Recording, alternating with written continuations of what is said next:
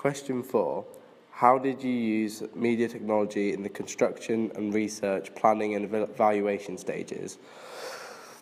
Well, firstly, I used Blogger, and Blogger has been one of the most useful media technologies throughout this process due to the fact that Blogger has enabled me to post on a regular basis on any updates that have happened during the production process.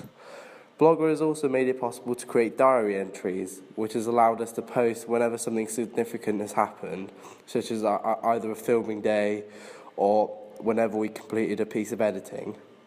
The weaknesses of Blogger, though, is that Blogger can sometimes be technologically challenging when it comes to the layout of your posts, so sometimes your work may seem a bit messy or may just not seem in the right order. I also found that placing images on Blogger can also be a challenge rather than using other pieces of software. I also used Facebook Messenger. The strengths of using Facebook Messenger as a group was that it enabled us to communicate on a regular basis throughout the production, so that whenever we needed to share any information, we could just use the Facebook Messenger and communicate. Facebook Messenger was also useful for sharing images and videos that we captured on our filming days, and then once they were put on there, it was very easily for us all to separately share them onto our blogs from there. The weaknesses of Facebook Messenger is that sometimes you cannot prioritise the messages, so they can be seen by anyone, so privacy may be an issue. Another media technology that I used is Prezi. Prezi has enabled me to be very creative in this process throughout A-level media, as I used them in both the years for both research and evaluation stages, as it enabled me to demonstrate my learning in a very effective way that was very clear and had a structure to it.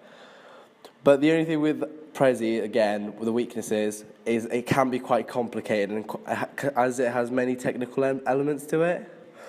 But it does have a tutorial which helps you to sort of understand everything you need about it. Another media technology that we used was Photoshop. And the strength of Photoshop is that it enabled me to manipulate images.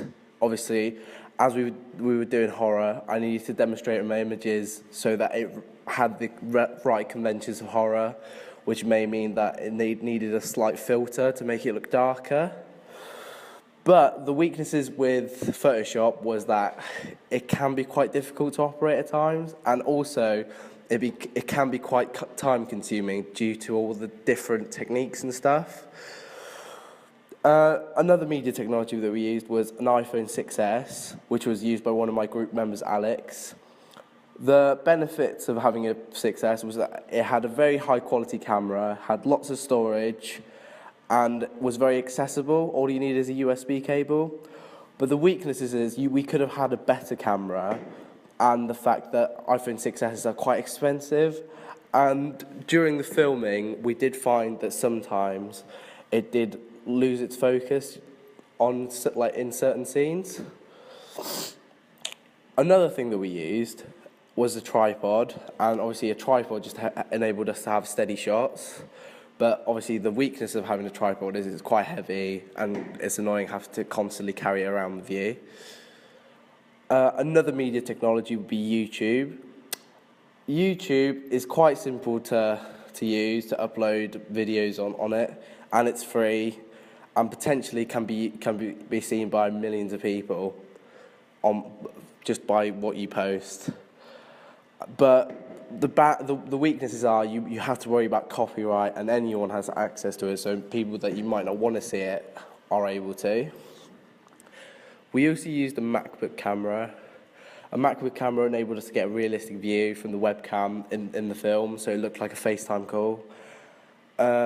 Other media technologies that we used were like PowerPoint and SlideShare, which enabled us to demonstrate our creative learning. And I also used a few e-mazes as well, which were They were quite complicated, but they did look really professional when they were made. Thank you for listening.